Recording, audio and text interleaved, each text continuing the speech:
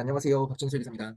2026년 세무사 1차 회계학 기출문제 그리고 총평을 해볼 건데 개별적인 문제 얘기하기에 앞서서 전반적인 얘기 좀 먼저 해볼게요. 일단 문제 수준을 먼저 말씀드리면 평이했습니다.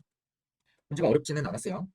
왜냐면 이게 문제 유형이 이론형 문제하고 계산형 문제로 나눠주죠. 계산형 문제 전반적으로 쉬웠고요. 이론형 문제는 어려운 게 일부 있었는데 근데 어려운 건 말 그대로 일부였어요. 풀 수 있는 문제들이 많았고 이론형 문제 중에서도 풀 수 있는 문제들이 많았고 그래서 결과적으로는 풀어서 맞춰야 되는 반드시 맞춰야 되는 남들 다 맞추는 그런 문제들만 맞췄어도 60점을 넘길 수 있는 그런 시험이었습니다. 그리고 이 세무사 1차 시험이 절대평가잖아요. 절대평가 시험에서는 이런 어려운 문제들 신경 쓰실 필요가 없어요. 이런 거 그냥 버리고 맞출 수 있는 것만 들고 가시면 되는 겁니다. 그래서 이번 시험이 좀 특이한 문제가 24번 문제가 위험의 피해계 문제가 나왔어요. 여기 이제 연습상 아니면 객관식 문제집에서는 파생상품이라는 챕터명으로 기재가 되어 있는 건데 엄밀히 말하면 이 위험의 피회계라는 명칭이 좀 더 적합하죠. 왜냐면 개별 파생상품에 대해서는 FVP 금융자산을 분류하고 회계 처리하면 되는 거기 때문에 그거는 뭐 새로운 회계 처리가 아니고 위험의 피회계가 기준서에서 얘기하고 있는 게 새로운 회계 처리 방식인데 이게 그동안에 세무사에 출제가 안 되다가 새롭게 출제가 됐는데 처음에 이렇게 물꼬를 틀었기 때문에 앞으로 지속적으로 출제가 될 수 있을 것 같습니다. 조금씩 저변을 넓혀가고 있는 것 같은데 출제 범위를 넓혀가고 있는 것 같은데 근데 뭐 그렇다고 해서 얘를 신경 쓰실 필요는 없어요. 왜냐면 세무사 시험에 주는 메인 챕터는 이제 메인 주제들은 중급 회계이기 때문에 이거 나와봐야 한 문제일 거예요. 근데 이거 내용이 그렇게 쉽지가 않거든요. 특히 이제 계산 문제 어려운 거 풀려면 이거 공부를 좀 하셔야 되는데 이 한 문제를 위해서 어차피 2차에도 얘가 나올 가능성이 좀 적은데 한 문제를 위해서 요거를 요 챕터를 공부하시는 게 별로 효율적이진 않다라는 거죠. 그래서 이 24번 문제는 제가 강평도 안 할 겁니다. 해설지는 뭐 친절하게 작성을 해놨는데 왜냐면 이거 회계사 공부하시는 분들도 봐야 되니까 작성했는데 이 영상은 현재 및 잠재적 세무사 수험생분들을 위한 것이기 때문에 이 24번 문제는 강평 안 할 거고 1번에서 23번까지는 전부 다 풀었어야 되는 문제거든요. 그래서 얘네는 상세하게 한번 진행을 해볼게요. 해설 한번 상세하게 진행해보도록 하겠습니다. 문제 1번 보시면요. 확정급여제도 문제인데 당기순이익 효과를 물었어요. 당기순이익 효과에 포함되는 게 근무원가랑 순이자 효과 이 두 가지 있죠. 근무원가는 두 번째 자료에서 20만 원이라고 적고요. 순이자 효과는 이제 지급과 불입이 기중에 있었기 때문에 적수 고려해서 순이자 효과 계산을 해주셔야 되는데 이게 결과적으로 적수를 고려하든 고려하지 않든 답은 동일하게 노출되는 그런 문제가 돼서 우리 함정이 있으나 마나한 그런 문제였습니다. 일단 보시면 기초 이자율 10%고요. 기중에 지급이 4월 1일에 있었죠. 그러면 기초의 부채 금액 마이너스 40만 원이지. 여기에서 기존 지급한 12만 원에 4월 1일 지급했으니까 12분의 9 곱해가지고 요 전체 합계에다가 10% 곱해주시면 3만 1,000원의 이자 비용 나오고요. 그리고 이자 수익은요. 얘는 자산이 기초전액 30만 원이었죠. 여기다가 기중에 4월 1일 지급했으니까 마이너스 12분의 9 곱해준 금액 빼주시고 거기다가 기중에 불입한 거 16만 원 곱하기 12분의 6 해가지고 이렇게 전체 계산한 거에다가 10% 곱해주시면 2만 9천 원의 이자 수익 효과 나와요. 순이자 효과는 마이너스 2천 원이고요. 근무원가 효과 20만 원과 더불어서 이자 원가 효과와 근무원가 효과 더해가지고 20만 2천 원 비용이다. 이렇게 답해주면 되는 문제였습니다. 문제 2번은 현금흐름표 문제였는데요. 이거 굉장히 쉽게 나왔습니다. 왜냐면 일단 보시면 영업활동 순현금 유입액을 물었죠. 얘를 물었는데 영업활동과 관련이 없는 손익이 감가상각비 하나밖에 없어요. 그러면 당기순이익에서 감가상각비 취소해가지고 11만 원의 관련 손익을 만들어준 다음에 그 다음에 관련된 자산부채 증감을 고려해주면 되는데 이 8가지 자산부채 증감이 전부 다 영업활동과 관련 있는 거죠. 그래서 전부 다 고려해주면 돼요. 회계처리가 차변에 일어나면 현금에 마이너스 해주면 되고 대변에 일어나면 현금에 플러스 해주시면 됩니다. 그렇게 해서 계산해주시면 이렇게 12만 5천 원 나오는 문제였습니다. 쉬웠어요. 문제 3번은 소매제곱법인데요. 기초재고가 빈칸 뚫려 있어요. 얘를 구하라는 문제고 기초재고 원가를 물었죠. 그럼 일단 특이점 그려보시면 되지. 특이점 그려보게 되시면 그냥 문제에서 주어진 대로 원가와 매가를 그냥 차변과 대변 쪽에 기재해 주시면 돼요. 근데 그때 주의할 게 문제에서 비정상파손 그리고 종업원 할인, 정상파손 이런 거 나왔죠. 특이한 게 비정상파손이 일반적인 T 계정에서는 대변 쪽에 기재가 되는데 이 소매제곱법에서는 차변에 차감으로 기재가 되죠. 그리고 정상파손하고 종업원 할인은 대변에 매가가산 해주시면 되는 거고 이렇게 일반적인 것들 그리고 비일반적인 것들 다 기재하고 나면 차변 쪽의 원가 합계가 기초전액을 X라고 되면 X 더하기 496,000 나와요. 매가 합계는 90만 원 납니다. 그리고 나서 대변 쪽의 매가 합계가 90만 원 똑같이 나와야 되잖아. 그러면은 이제 기말재고 자산 판매가가 8만 원이다라는 것을 구할 수가 있는 거고요. 이 상태에서 문제에서 뭘 줬냐면 기말재고 자산이 5만 6천 원이다라는 걸 줬어요. 원래 5만 6천 원을 구하는 게 일반적인 소매제곱법인데 여기서 기말재고 자산이 5만 6천 원이다. 얘를 줬죠. 그러면은 매출 원가율을 역산할 수가 있는 거죠. 8만 원분의 5만 6천 원 하면 70%가 평균법 원가율이 됩니다. 이 평균법 원가율이 원래 90만 원분의 X 더하기 496000으로 도출이 되어야 하는 거니까 역산해보면 기초재고자산 원가는 13만 4천 원 이렇게 구하실 수 있는 문제였습니다. 4번도 재고자산인데 이동평균법이죠. 이동평균법이 나오면 원래 좀 이제 단가 계산이 짜증나는데 매입자를 보시면 단위당 원가가 전부 다 200원이에요. 그래서 이동평균법 적용하더라도 얘는 계산이 그렇게 복잡한 문제는 아니었어요. 보시면 기초는 없습니다. 왜냐면 단기 중에 설립이 되었다라고 되어 있었죠. 단기 중에 설립됐으니까 기초재고 없었고요. 그러면 매입 3개 있는데 판매 가능 재고 수량 900개. 여기에서 매출이 총 500개죠. 그러면 남아있는 재고 수량은 장부상 재고 수량은 400개였는데 근데 실제 수량이 380개로 확인됐다라고 하니까 관모 수량이 몇 개예요? 20개지. 전체 관모 수량이 20개고 문제 보시면 정상간모 손실과 재고자산 평가 손실을 매출원가에 반영하는데 매출원가가 10만 8천 원이래요. 전체 팔려나간 게 500개죠. 500개 단위당 원가는 계속 200원이니까 500개에다가 200원 곱하면 10만 원의 매출원가 일단 파악이 된 거고 거기에 추가적으로 반영해야 줘야 될 게 평가 손실 먼저 있죠. 평가 손실. 일단 간모 먼저 반영한 다음에 평가 손실 계산하는 거니까 이 380개에 대해서 평가 손실을 계산을 해주는 건데 단위당 손실원가 가치가 180원이에요. 그러면 380개 곱하기 20원 해주시면 그러면 7,600원에 평가 손실 나와요. 그러면 10만 7,600원의 매출 원가까지 파악이 된 거죠. 그럼 나머지 요 10만 8천원과 10만 7,600원의 차이 400원이 뭐예요? 얘가 정상간모 손실이라는 거지. 정상간모 손실이 400원인데 단위당 원가가 200원이니까 간모 수량은 2개 되겠죠. 이렇게 골라주시면 되는 문제였습니다. 5번 문제고요. 1, 2, 3, 4번은 그냥 일반적인 지문이에요. 전부 다 맞는 말이고요. 그리고 5번 지문 보시면 미사용 세무상 결손금과 세액공제가 사용될 수 있는 미래 과세소득이 발생 가능성이 높을 경우 자 세무상 결손금과 세액공제가 나중에 사용이 된다라고 하면 내가 납부해야 될 세금이 줄어들겠지. 그럼 걔는 이환법세 자산이잖아요. 부채가 아니죠. 그래서 답은 5번이 되는 거였어요. 이런 거 틀리시면 안 됩니다. 6번 문제, 자 이거 공정가치 측정에 관한 문제인데요. 일반 지문 보시면 주된 시장이 있다면 그 주된 시장의 가격이 공정가치를 나타냅니다. 주된 시장이 있는 경우라도 다른 시장의 가격이 측정에 잠재적으로 더 유리하다면 그게 공정가치를 나타낸다라고 했으니까 이거 틀렸고요. 2번 보시면 비금융 자산의 공정가치를 측정하는 경우에 시장 참여자 자신이 그 자산을 최고 최선으로 사용하거나 최고 최선으로 사용할 다른 시장 참여자에게 그 자산을 매도함으로써 경제적 효익을 창출할 수 있는 시장 참여자의 능력을 고려한다가 맞는 말이에요. 3번이 맞는 말이고요. 4번 질문 보시면 자산의 부채의 공정가치를 측정하기 위해 사용하는 주된 시장의 가격에 거래원가 조정하지 않죠. 거래원가를 조정하고 나면 또 이제 순공정가치라는 별도의 명칭이 있죠. 5번 보시면 부채의 공정가치를 측정하는 경우에는 신용위험의 영향을 고려하는 여기까지 맞습니다. 의무가 이행되거나 이행되지 않을 가능성이 영향을 줄 수 있는 그 밖의 요소도 고려해야 되는 거예요. 그래서 맞는 거는 3번이 되겠습니다. 7번 문제, 환율 변동 효과에 관한 설명을 옳지 않은 것을 물었고요. 1, 3, 4번 전부 다 맞습니다. 2번 보시면 비화폐성 항목에서 생긴 손익을 기타 포괄 손익으로 인식하는 경우에 그 손익에 포함된 환율 변동 효과는 단기 손익이 아니라 기타 포괄 손익으로 인식하죠. 예를 들어 해외 토지 가지고 있는데 재평가 모형 적용한다라고 해봐요. 그러면 걔는 이제 공정가치로 평가하면서 평가 1에 공정가치 평가 1을 환율로 환산해 주는 거죠. 그러면서 평가 손익은 혹은 환산 손익은 기타 포괄 손익으로 인식해 주는 거예요. 8번 문제, 건설계약 문제고요. 거래 가격이 65만 원이고 발생 원가액 기천 투입법으로 진행률을 측정한다라고 되어 있으니까 진행률 계산해 보시면 X1년도는 50만 원분의 20만 원에서 40% 나오고요. X년도는 지금까지 누적이 42만 원이죠. 그리고 28만 원까지도 하면 70만 원인데요. 70만 원분의 42만 원 해보시면 60% 진행률. X3년도는 추가 예정원가 없으니까 100%죠. 공사가 완공된 것일 거고. 자, 그럼 여기서 이제 좀 X2년도부터 좀 센 느낌을 받으셔야 되는데 거래 가격을 초과하죠. 65만 원을 초과하는 원가가 예상되는 거죠. 그럼 순실 예상 공사잖아요. 뭐 요거를 캐치하셨으면 좋고 캐치 못하셨다라고 하더라도 누적 기준으로 왔고 이렇게 짜주시면 뭐 왔고 그리는 과정 중에서 캐치가 될 거예요. 자, X1년도는 누적 수익이 65만 원 곱하기 누적 진행률 40%에서 26만 원. X1년도 누적 원가 50만 원에 총 예상 원가에다가 40% 곱한 20만 원 이렇게 되죠. X2년도는요.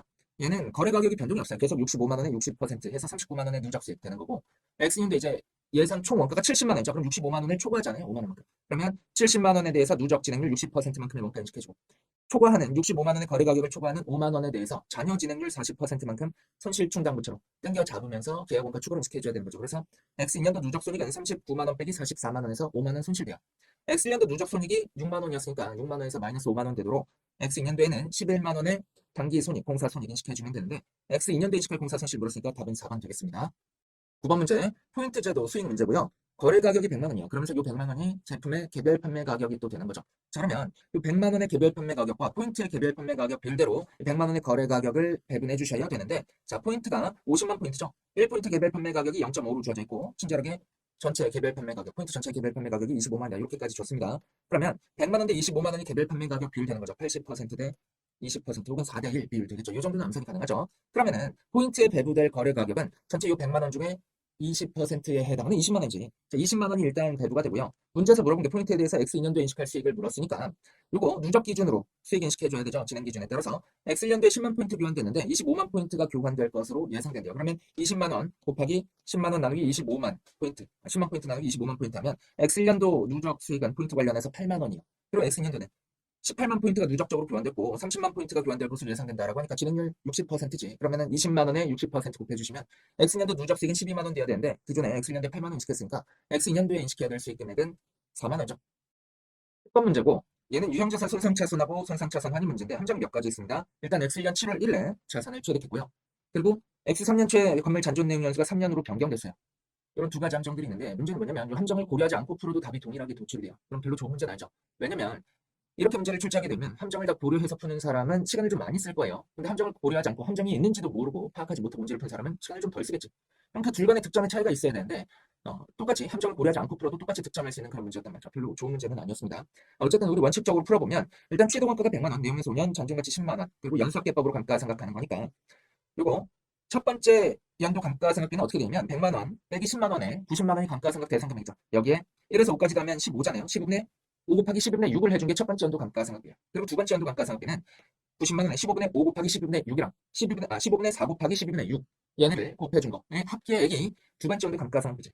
그거 두 개 더해주면 X 1년도에서 X년 7월 1일부터 X 2년 말까지 감가상각비는 이거 42만 원 나옵니다.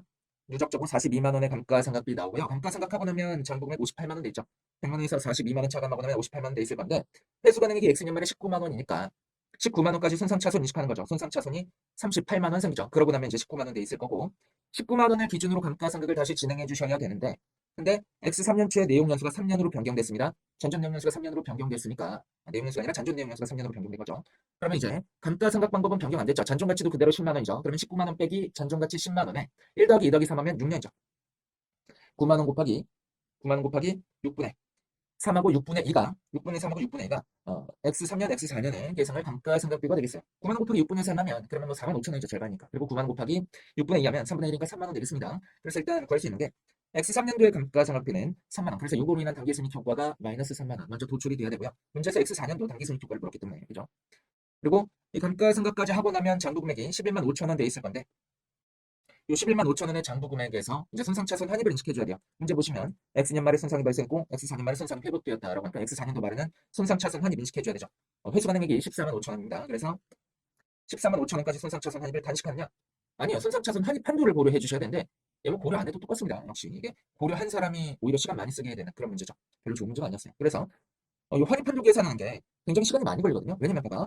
손상이 없었을 경우에 감가상각 부금액이 환입 한도인데 X 3년 초에 잔존 내용연수를 3년으로 변경했기 때문에 얘까지 다 고려해가지고 환입 한도를 계산해 주셔야 돼요.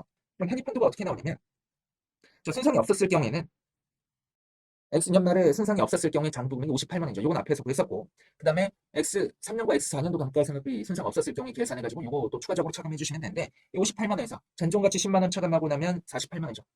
요게 이제 감가상각 대상 금액이 되는 거고 잔존 내용연수가 X 3년 초에 3년으로 변경됐기 때문에 1 더하기 2 더하기 3 하면 6이죠. 6분의 3 더하기 2를 48만 원에 곱해 주시면 이게 2년치 감가상각비 되죠. 그래서 이 추가적으로 계산된 2년치 감가상각비 차감해주고 나면 58만 원에서 차감해주고 나면 18만 원이 손상차손 환입 한도가 돼요.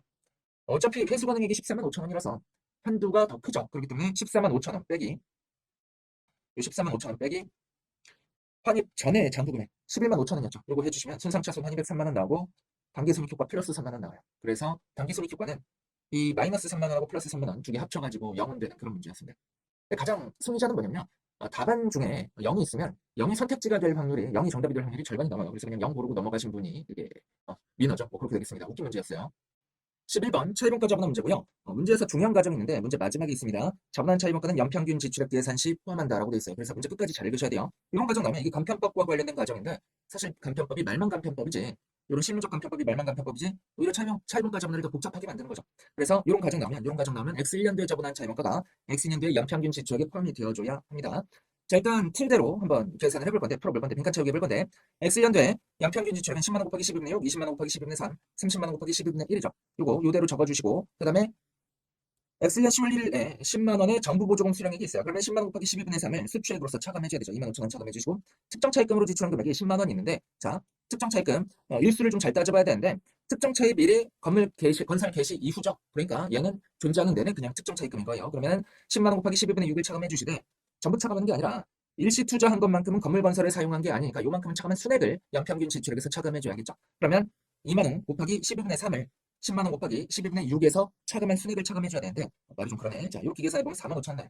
그럼 X1년도에 관련 지출액은 5만 5천 원 나오고 여기서 이제 일반 차입금 두 개 가지고 전부 이자율 계산해 보셔야 되는데 일반 차입금 A는 1년 내내 존재했습니다. 50만 원 곱하기 12분의 12가 분모고요. 50만 원 곱하기 12분의 12에다가 10% 곱한 5만 원이 분차예요. 이렇게 되고 차입금 B, 일반 차입금 B가 보시면 얘는 6개월간 존재했죠. X1년도에 100만 원 곱하기 12분의 6 해주시면 50만 원 나오죠. 50만 원 곱하기 12분의 10이랑 딱 50대 50으로 떨어지잖아. 그러면은 이 가중평균 이자율이 어떻게 되겠어요? 10 더하기 6 나누기 2한 그냥 8% 되겠죠. 근데 그렇게 계산하지 마시고 이거 그냥 끝까지 다 계산해보세요. 왜 그러냐면 8%를 안다라고 하더라도 이 분자금액을 어차피 계산해 주셔야 돼요. 왜냐면 얘가 일반 차입금에서 실제로 발생한 차입원가가 되고 그게 일반 차입금 차입원가 자본의 한도가 되기 때문이죠. 자, 8만 원 차입원가 자본화 일반 차입금 차입원가 자본의 한도가 되는 거고요. 자, 특정 차입금 차입원가 자본화 금액 먼저 계산을 해볼 건데 여기 연평균 지출에서 차감해준 요 순 특정 차입금 있죠. 여기다가 이자율만 끼워 넣어주시면 돼요. 그러면 이자율이 8% 그리고 10%였죠. 여기에 8% 그리고 곱하기 10% 해서 10만 원 곱하기 12분의 6 곱하기 8%해서 2만 원 곱하기 10분의 3 곱하기 10% 차감해주고 나면 특정 차입금 자본화할 금액 3,500원 나옵니다. 그리고 일반 차입금 차입원가 자본화할 금액은 이거는 5만 5천 원 곱하기 연평균 이자율 8% 이게 대상금액이죠. 그리고 한도는 차입원가 자본화 이자율의 분자금액 8만 원 이렇게 되는 거니까 5만 5천 원 곱하기 8%면 4,400원 나와요. 얘가 더 작지. 그러면은 차입원가 자본화되는 금액은 7,900원인데 여기서 끝내시면 안 돼요. 이게 X 2년도 연평균 지출액에 이대로 포함이 돼줘야 됩니다. 그리고 X 2년도 연평균 지출액 한번 다시 계산하기 위해서 자료로 가보시면 60만 원 곱하기 12분의 12가 있고 10만 원 곱하기 12분의 6이 있죠. 여기서 끝이 아니라 연평균 지출액에서 차감해줘야 될 것으로서 요 정부 보조금 수령액 있죠. 수령액 다시 뱉어내지 않았으니까 그냥 10만 원 곱하기 12분의 12 전체 차감해주면 되는 거죠. 특정 차입금은 X 1년도 말에 상환했어요. 적수 0입니다. 그래서 차감해줄 거 없고 계산해주시면 관련 지출 57900 나와요. 그리고 자본화 이자율 계산해 볼 건데 여기도 보시면 자 X 2년도의 일반 차입금 A는 1년 내내 존재했어요. 50만 원 곱하기 12분의 12가 분 뭐고요? 50만 원 곱하기 12분의 12에다가 10% 곱한 5만 원이 분차죠. 그게 이거 볼 거고요. 그리고 일반 차입금 B는요. 100만 원 곱하기 10분의 6개월 동안 존재했습니다. 그럼 역시 50만 원이죠. 연평균 이자율 똑같이 8%예요. 근데 그래도 구해보라고 했죠. 왜냐면 어차피 자본화 한도를 계산하기 위해서 구해야 되니까. 그러면 자 분자에 포함될 요 100만 원 곱하기 11분의 6 곱하기 6% 해주시면 3만 원이죠. 그래서 분자금액 8만 원 나오고 이자율 8% 나와요. 이 8만 원은 일반 차입금 차입원가 자본화의 한도가 되는 거죠. 특정 차입금 차입원가 자본화할 거 X 2년도에는 없고요. X 2년도에 차입원가 자본화할 때 55900에 8% 곱한 거랑 8만 원의 한도 비교해 주시면 4463이 나옵니다. 4463이 더 작죠. 답은 요 4463이 골라주시면 되겠어요. 답 1번이죠. 2번 문제에서 물어본 게 뭐냐면 X 1년 말에 자본 총계 물었어요. 그러면은 뭐 쉬운 문제지. 자, 기초의 자본이 얼마가 있었냐면 보통 자본금 10만 원, 주식발행 초과금 20만 원, 이익잉여금 10만 원 해서 계산 결과를 줬죠. 자본 총계가 40만 원 있었어요. 여기다가 기존 증감을 반영해서 기말 자본 계산해 보면 되는데 2월 2일 보시면 60주를 600원에 취득했다라고 하면 얘는 현금이 60주 곱하기 600원만큼 유출된 거죠. 자, 여러분 자본은 자산 빼기 부채죠. 그래서 자본의 변동은 자산의 변동 빼기 부채의 변동이잖아요. 그렇기 때문에 총자본의 변동을 구할 때 얘를 직접 구하는 것보다 자본의 변동을 직접 구하는 것보다 어차피 자본 거래에서 부채는 변동이 없다고. 그리고 자산 중에서도 현금만 변동한다고. 그래서 현금 변동을 보고 자본 변동을 구해주시면 좀 더 간편합니다. 자, 그러면 2월 1일에는 36,000원만큼 자본이 감소하고요. 3월 3일에는 자 20주 곱하기 7,000원만큼 자본이 증가하죠.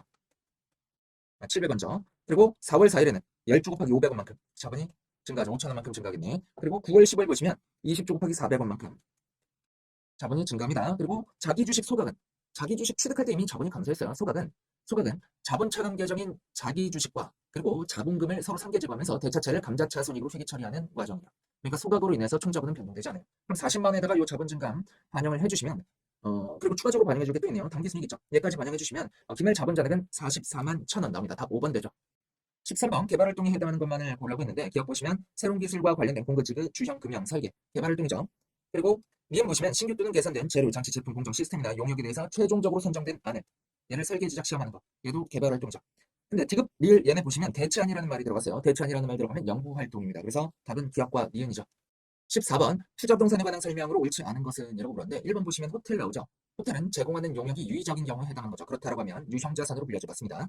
자, 2번 보시면 투자부동산을 공정가치로 측정해온 경우 비교할 만한 시장 거래가 줄어들고 시장 가격 정보를 쉽게 얻을 수 없게 되더라도 계속 공정가치로 측정합니다. 공정가치 측정하다가 원가 모형으로 가는 경우는 없어요. 목적 적합하지 않기 때문이지. 그래서 투자부동산이든 아니면 생물자산이든 간에 공정가치 또는 순공정가치로 측정하다가 후속적으로 원가 모형을 적용할 수는 없습니다.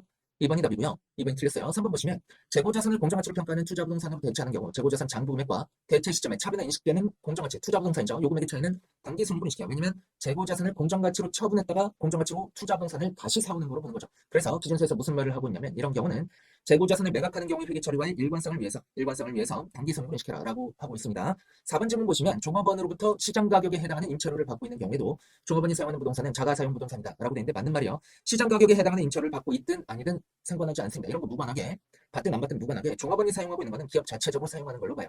조금 보시면 투자부동산을 후불 조건으로 취득하는 경우의 원가는 취득 시점의 현금가격 상당액으로 하고 맞죠? 투자부동산도 최초 인식 시점에는 원가로 측정합니다. 그리고 현금가격 상당액과 실제 총지급액의 차이는 이자명으로 인식합니다. 맞죠? 그러면 답은 2번 되겠죠.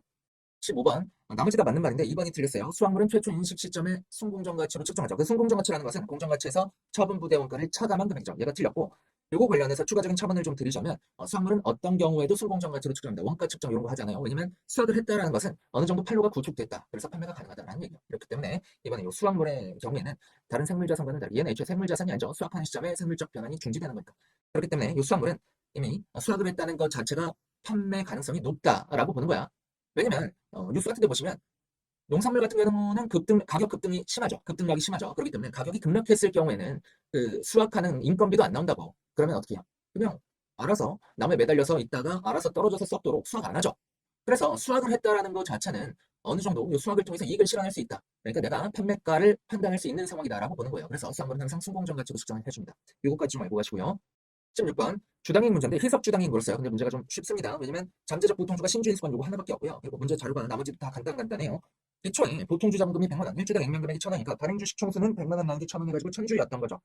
자기 주식하고 우선주 자금은 없습니다. 쉽죠? 그리고 세무는 X1년 4월 1일 무상증자 20% 실시했어요. 무상증자는 기산일이 원본 주식 발행일이죠. 그러면 분모는 기본 EPS 계산하기 위한 분모는 1,000주 곱하기 1.2한 1,200에서 출발해야 되는 거죠. 그래서 1,200분의 단기순이익 120만 원, 단기순이익이 요 아래쪽에 있습니다. 이게 기본 EPS고요. 요 기본 EPS에서 출발해가지고 잠재적 보통주 신주인수권 하나 있습니다. 얘를 반영했을 때 희석주당익이 800원이다라는 거예요. 그러면 얘가 800원인 결과치는 이미 나와 있는 거고 이 상황에서 분모 가산수량이 얼마가 돼야 돼요? 얘가 300주가 돼야 돼.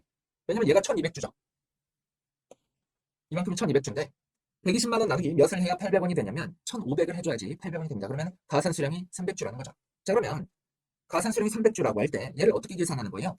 자기주식채권법 적용해서 계산하지. 신주인수권 한 개에 대해서 보통주 1주를 인수할 수 있는 조건이고 600개니까 600개 빼기 600개 곱하기 행사가 3,000원 나누기 평균주가 해주시면 되죠. 이렇게 계산한 게 300주니까 평균주가 6,000원 역산할 수 있죠. 답 6,000원 되겠습니다. 4번이요. 17번 연속상환사채 문제인데 X3년율을 1회 조기상환했어요. 이게 뭐 연속상환사채와 관련된 조기상환 문제가 기존에 출제된 바는 없지만 여기 뭐 그렇다고 새로운 유형으로 보기도 좀 그렇죠. 왜냐면 일반적인 사채 조기상환과 동일하게 이게 처리해 준다는 거니까. 다만 이제 연속상환사채이기 때문에 현금으로 계산하는 게 조금 복잡하죠. 그래서 액면 금액이 150만 원이고 상환이 X3년 말까지 매년 말 50만 원씩 연속 상환하는 그런 조건이래요. 그러면 자 액면 금액은 X1, X2, X3년 말에 50만 원씩 상환하는 건데 이자가 이제 좀 복잡해지지. 액면 이자가 5%예요. 그러면 액면 이자는 기초 시점에 존재하던 잔존 가치, 잔존 액면가에 기초 시점에 존재하던 잔존 액면에 대해서 지급하는 거예요. 그러면 X 1년 말에는 150만 원에 5%, X 2년 말에는 50만 원 상환했으니까 100만 원에 5%, X 3년 말에는 50만 원에 5% 이렇게 지급하겠죠. 그래서 현금 흐름이 57만 5천 원, 55만 원, 52만 5천 원 이렇게 나와요. 그럼 여기에다가 시장 이자율 몇 퍼센트죠? 발행 시에 6%니까 6%의 단일 금액 평가 계수들 각각 곱해서 더해 주시면 요 날짜 현재 가치 계산할 수 있죠. 거기에다가 이제 발행 수수료가 있어요. 얼마냐면 사채 발행비 1642. 얘 차감해 주셔야 되죠. 발행가에 대해서 차감해줘야 되는 거니까. 그러고 나면 1446323이 사채의 X1년 초 발행가액입니다.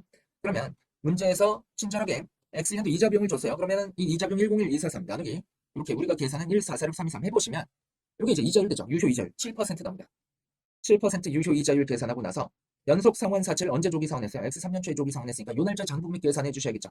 그러면 요 날짜에 삼각관가 계산해 주시면 되죠. 부채는 뭐 손상처럼 같은 거 없으니까 1446323 곱하기 1.0 757만 5천원 곱하기 1.0 755만 원 해주시면 조기 상환 직전에 장부 금액이 490645 나와요. 490645의 장부 금액에 몇 퍼센트 상환했죠? 60% 조기 상환했는데 27만 원에 조기 상환했습니다. 그러면은 27만 원의 현금이 유출된 거죠. 순자산 유출이니까 마이너스 27만 원. 부채는 49064의 60%만큼 감소했죠. 부채 감소니까 플러스 해주시면 사채 상환이익은 24387 나옵니다. 얘만 답하시면 안 돼요. 남아있는 40%에 대해서 이자 비용 또 계산해 주셔야 되죠. 7% 곱해서. 그러면은 상환 이익과 이자 비용 이렇게 계산했으니까 24387 빼기 13738 해주시면 10649의 당기손익 효과 계산하실 수 있을 겁니다. 답은 3번이에요. 18번 문제. 얘는 나머지가 당연한 말이고 다 맞는 말이니까 한번 보시고요. 2번만 틀려가지고 얘만 저랑 볼 건데 정기 오류 수정은 오류가 발견된 기간에 기초 이익 경험에 반영해 주죠. 그래서 해설 쪽에 제가 기준서 원문 적어놨으니까 그거 한번 보고 가시고요. 19번 문제. 얘는 금융부채 조건 변경 문제인데요. 금융부채 조건 변경하면 10% 테스트 먼저 좀 해주셔야 되죠. 10% 테스트를 해볼 건데 자, X 2년 1월 1일에 재무위기가 발생해서 채권자들의 동의를 받아서 사채 조건을 변경했대요. 변경된 조건의 현금 흐름이 간단해요. X 5년 말에 원금 10만 원의 일시 상환이라고 되어 있습니다. 10% 테스트 어떻게 하는 거예요? 기존부채 장부 금액분에 변경된 현금 흐름을 최초 유효 이자율로 할인한 금액과 기존부채 장부 금액의 차이 이 비율이 10% 이상이면 조건 변경이 실질적이다라는 거죠. 그거 계산해 보시면 기존 부채 장부 금액 계산할 수 있죠. 그리고 변경된 현금 흐름 100만 원을 10% 최초 유효 이자율로 할인해 주시면 68300 나오거든요. 이 두 개 차이의 절대값을 기존 부채 장부 금액 965340으로 나눠 주시면 29.25% 나와요. 실질적 조건 변경이죠. 10%보다 크니까요. 그러면 이제 회계 처리 어떻게 하냐면 기존 부채 제거해 줍니다.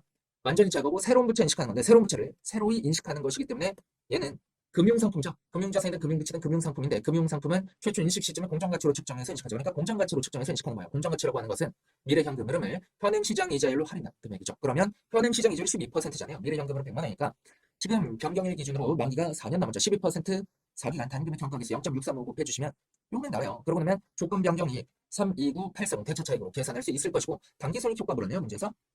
그죠? 단기손익 효과 물었는데 X년도 단기손익 효과 이것만 계산하고 끝내면 안 되죠. 조건이 변경되면 이 변경된 조건에 따른 부채가 새로 인식되는 건데 요거 유효자율법 생각하면서 이자 비용 인식해줘야 되죠. 635500 곱하기 변경된 할인율 12% 해주시면 이자 비용 납니다. 이자 비용까지 고려해서 답부해 주시면 되는 문제입니다. 20번 문제 나머지 다 맞아요. 보세요. 3번만 틀렸는데 얘는 봅시다. 전환사채의 조기 전환을 유도하기 위해서 전환 시 추가 대가를 지급하는 것으로 전환사채 조건을 변경하는 경우에 변경되는 시점에 변경된 조건에 따라 전환으로 보유자가 수취하게 되는 대가의 공정가치와 원래 조건에 따라 전환으로 보유자가 수취하였을 대가의 공정가치 차 이거를 뭐라고 하죠? 증분공정가치지. 이 증분공정가치는 단기손익으로 인식하죠. 3번이 틀렸습니다. 21번 문제, 이거 충당부채 문제인데요. 회계 처리하는 방법도 있는데 회계 처리하는 것보다 조금 편한 게 이제 특이점그래서 간편법으로 푸는 거죠.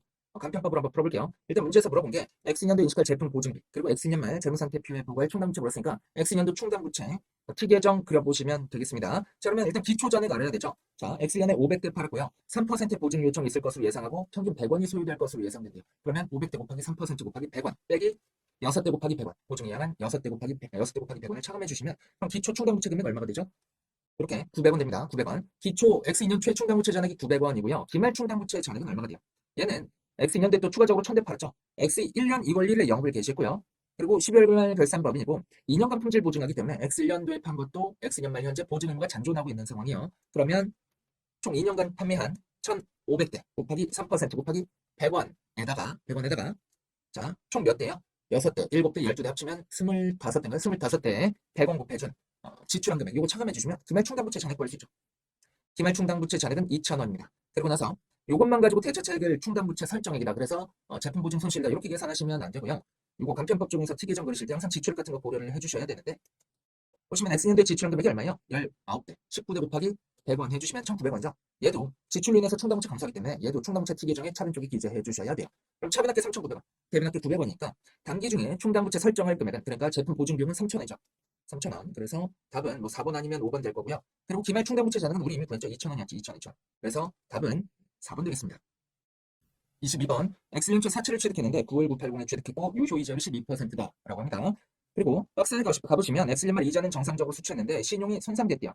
그리고 X년 말부터 금융자산에 대한 이자는 수취하지 못할 것으로 예상하고 만기에 X3년 말에 90만 원의 원금만 수취할 것으로 추정한다라고 돼 있으니까 X1년 말에 손실충당금 차감의 상각부 원가는 어떻게 돼요? 90만 원 곱하기 최초 유효이자율 12%의 2기간 0.797 곱해준 금액 되죠. 그래서 삼각원가가 717,480 되는 거고요. 그리고 삼각 스케줄 한번 그려보면 최초 시작점이 91980죠. 거기에 12% 곱해주고 나면 114238에 이자 수익 나와요. 여기에서 액면 이자 10만 원이니까 91980 더하기 114238 빼기 10만 원 해주시면 96618의 총장부 금액 돼 있을 것이고 이 96618의 총장부 금액과 삼각원가 77480의 차이 금액이 손상차손 누계액이죠. 248738인데 기초에 손상차손 누계액 없었으니까 단기 손상차손은 248738 되는 거죠. 그러면 단기 이자 수익은 114238 그리고 단기 손익효과는 114238 빼기 248,738 되는 거죠. 자, 이때 문제로 돌아가 보시면 동그라미 1번 보세요. 이자 수익 X년도에 114238이다. 요거 맞는 말이죠. 이번 질문 보시면 FVOCI 금융자산으로 분류한다라고 하더라도 단기 손익효과는 동일하죠. 이때 금융자산 회계처리로 인해서 단기 손익은 X년도에 134500 감소한다. 맞는 말이에요. 114238 빼기 248,738 해주시면 요 금액 똑같이 나옵니다. 그리고 이제 문제 지문 3번 가보시면 X2년도 거 물었으니까 X2년도도 이제 회계 처리해볼 건데 회계 처리하기보다는 이제 삼각 스케줄 그려볼 건데 신용 손상이 발생했죠. 그러면 삼각후 원가에서 출발하는 거지. 유효자율법 삼각을 삼각후 원가 기준으로 해주시면 되죠. 717,480 곱하기 12% 해주시면 86098에 이자 수익 나오고요. 그리고 X1년도 말부터 이제 이자 수취 못할 것으로 예상됐으니까 빼줄 금액 없습니다. 그러면 717,480에 86098 더해주고 나면 803,578 돼 있을 건데 얘는 삼각부 원가가 아니에요. 중간 과정에서 나오는 숫자고 여기에다가 추가적인 환입 또는 손상차손이나 환입을 반영해준 후의 금액이 삼각부 원가가 되겠습니다. 그러면 이제 문제로 돌아서 다시 보시면 자 X2년 말에 이자는 수취하지 못했고 예상대로 수취하지 못한 거죠. 그리고 신용손상이 일부 회복돼서 X3년 말에 이자 7만 원과 원금 90만 원 수취할 것으로 추정한다라고 했으니까 두 개 더하면 97만 원이죠. 그리고 만기까지 1년 남았으니까 97만 원 곱하기 12% 1기간 현가에서 0.899 해주시면 그러면 요금액 866113 되어 있을 겁니다. 자, 그러면 803578하고 866113의 차이 금액 62535가 X년도에 손상차손 환입 되겠습니다. 문제에서 물어본 게 뭐냐면 동그라미 3번 지문 가보시면 X년 단기순이익은 148633 증가한다라고 되어 있는데 맞아요. 62535 더하기 86098 해주시면 그 금액 나옵니다. 그리고 4번 지문 가보시면 FVOCI로 분류할 경우 기타 포괄 손익 누계액은 116215 감사한다라고 되는데 이거 한번 보셔야죠. 자, 기말에 X1년 말과 X2년 말의 단기 공정가치가 68만 원과 84만 원이죠.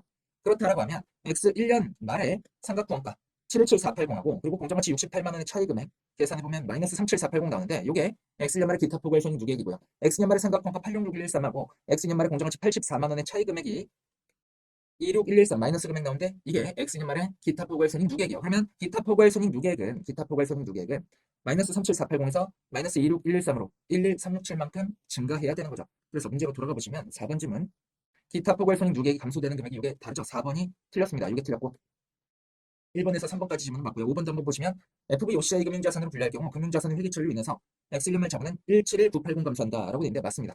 자, X년 말 자본은요. 11428만큼 증가하고 248738만큼 감소하고 37480만큼 감소해서 얘네 3개 다 더해주면 그 동그라미 5번에 금액 나와요. 이 자본이라는 거는 자본의 변동은 그 사유가 3가지입니다. 단기손익이거나 아니면 기타 포괄손익이거나 아니면 주주와의 거래 그러니까 자본 거래로 인한 변동이다. 지금 문제에서 자본거래 제시되어 있지 않으니까 얘를 빼면 단기손익과 기타 포괄손익이 자본의 증감이 되는 거죠. 이렇게 구하시면 되겠습니다.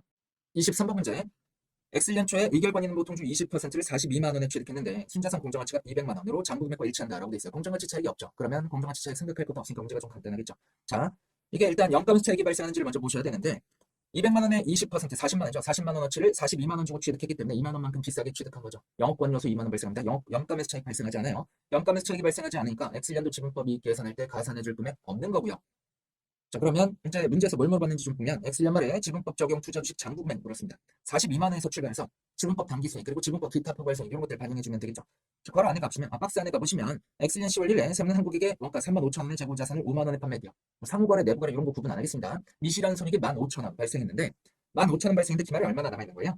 5만 원 중 2만 원 보유하고 있으니까 40% 남아있죠. 15,000원에 40% 하면 6,000원 나오거든요. 6,000원만큼 내부거래 미실한 손익 그냥 상호거래라고 하죠. 상호거래 미실한 손익이 남아있는 거예요. 당기수익이 20만 원이니까 20만 원 빼기 6,000원에 20% 곱해주시면 그게 지분법 이익이죠. 얼마가 나오냐면 38,800원 나와요.